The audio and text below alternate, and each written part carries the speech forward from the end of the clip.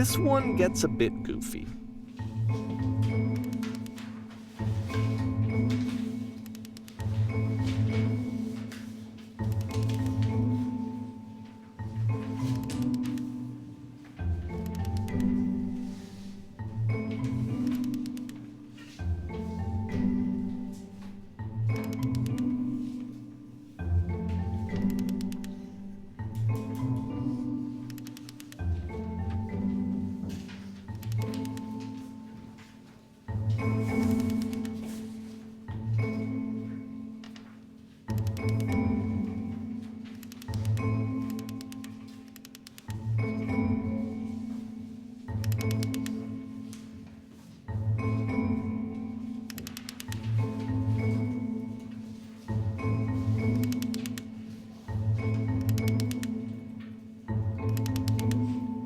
About halfway through the game, the perspective shifts.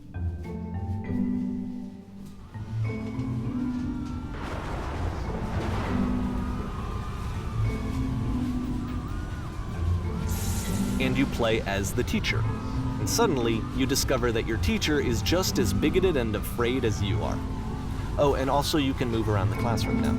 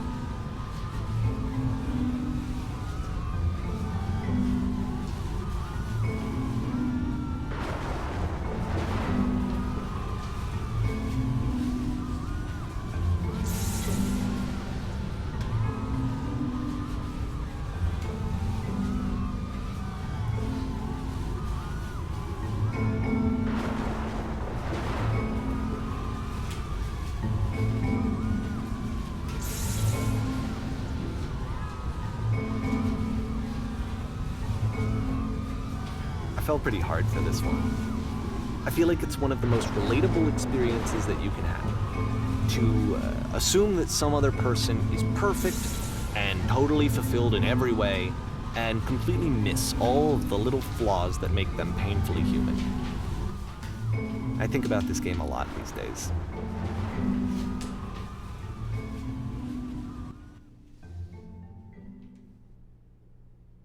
This one took a lot longer than all the others for Coda to make. It was 4 months between this and the last one. That's twice as long as it took him to make any other game before this, and it's not like it's particularly complex, so I remember I found that a little strange at the time.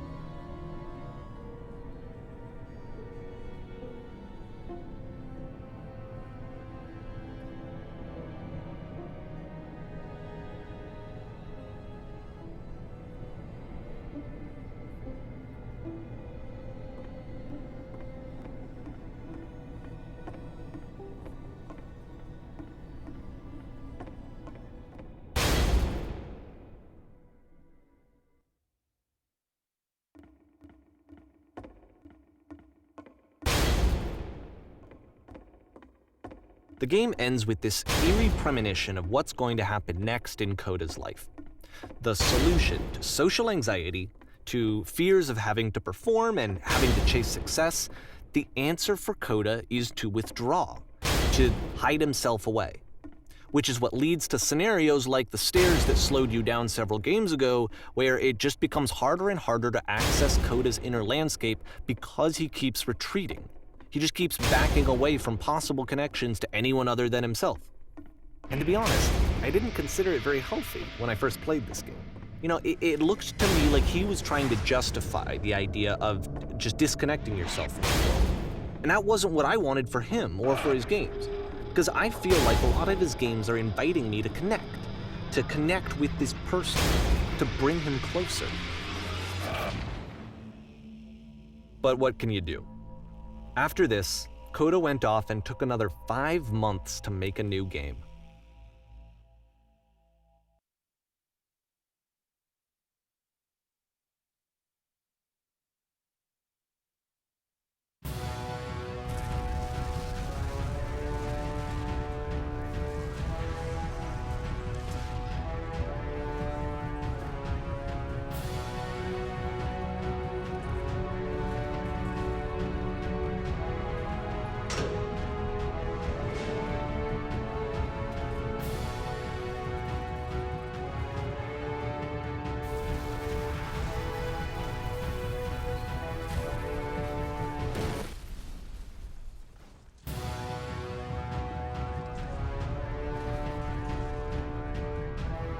You should probably open your eyes if you haven't already. It's pretty much impossible to solve otherwise. And there is a solution, by the way.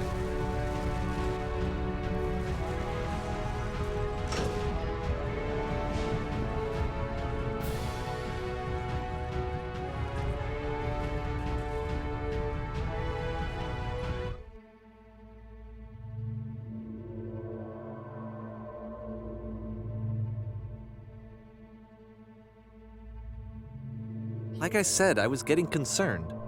First off, he's never been this explicit in his work about exactly what he's thinking. So where's that coming from?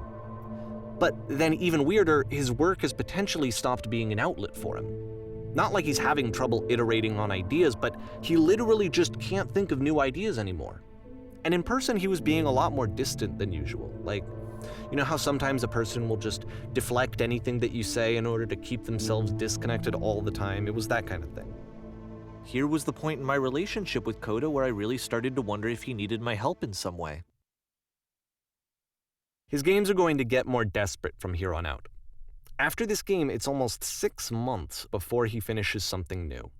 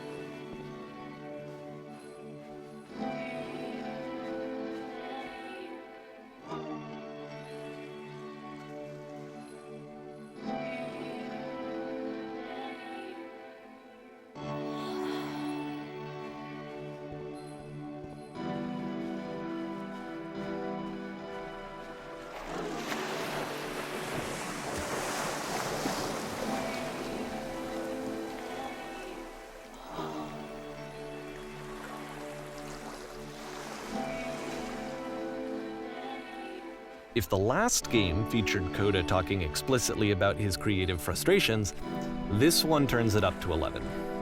Now, put yourself in my shoes playing this. Here's a friend whose work is exhibiting signs of struggle, frustration, anxiety, depression, even. And yet, still, he keeps making games. He keeps throwing himself into the grinder even when he clearly doesn't have the energy for it anymore. Why? What is it for? Because from my perspective at the time and just what I knew of him, This was a result of how isolated he was. He was in his own little bubble, just sitting at his computer all day, not really showing these games to anyone, not releasing them onto the internet, and so he didn't have anyone outside of himself to connect with. He had no outlet to ground himself on.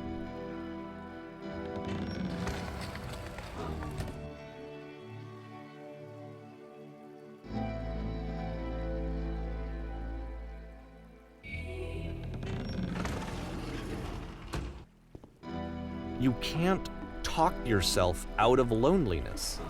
It doesn't work that way. You can't be the one writing both the questions and the answers. Then there's no movement. Then there's no circulation. If all of your anxieties are being channeled into your work, then if the work ever fails, you have no backup and you're just going to crash.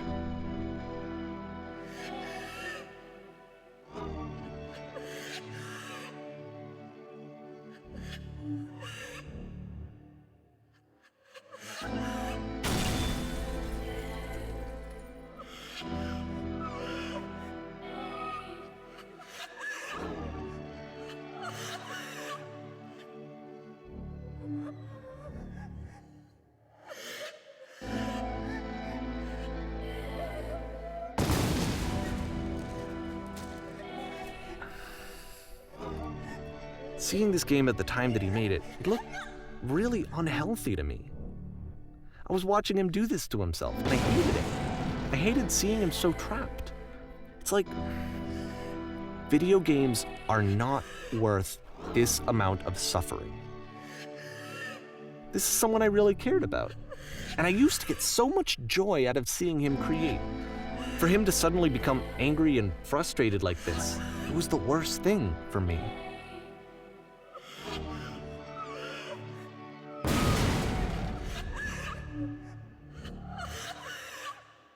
I don't know. This is what I felt at the time. I don't know how else to explain it. I wanted it to stop more than anything. I had never felt so rotten. I needed more than I had ever needed anything for this to stop.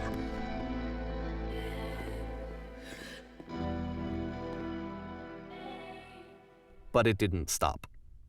After finishing this one, Coda takes another 7 months and comes up with a new game.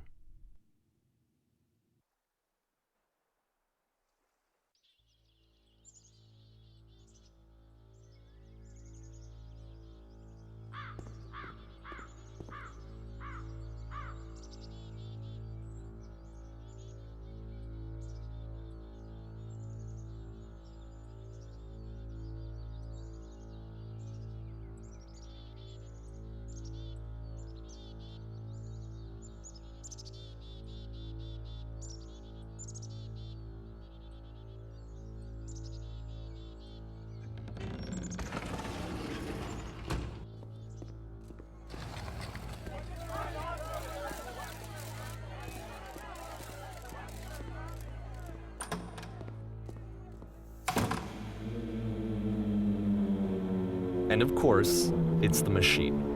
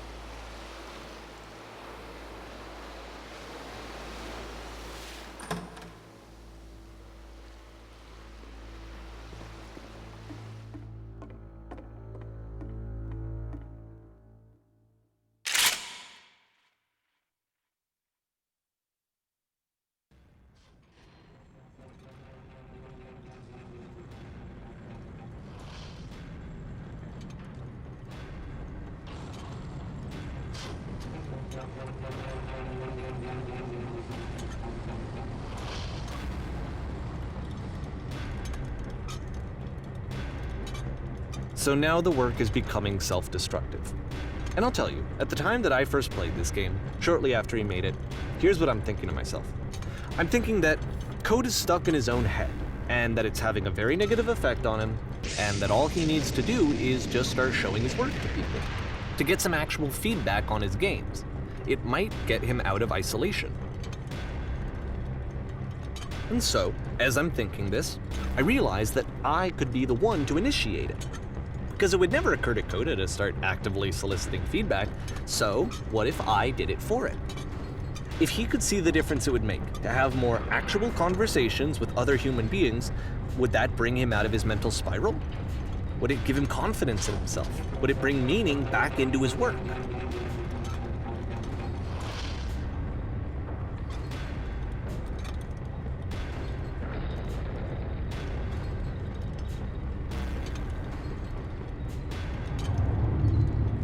So I started showing Coda's work to people.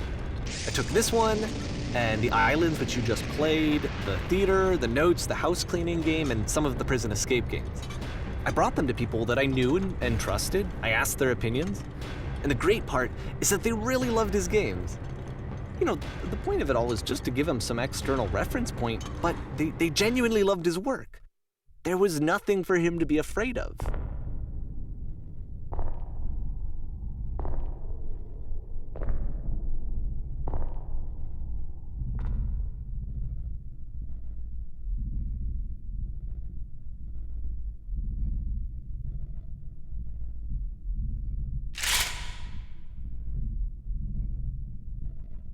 Can you see why I felt like this was the right thing to do?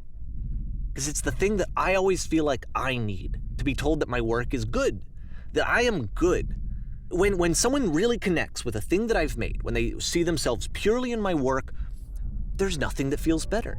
And I got to give that very same feeling to my friend. I did something, I really felt like I'd done something good, like I was a good person. I felt like there was a friend who was in trouble and was unhappy and maybe didn't like themselves, and I could fix it. If I could give him this gift, maybe I could fix the problem. When they told me how much they enjoyed his games, it was the best feeling. It was the absolute best feeling. It made me feel so happy, so beautifully, beautifully happy.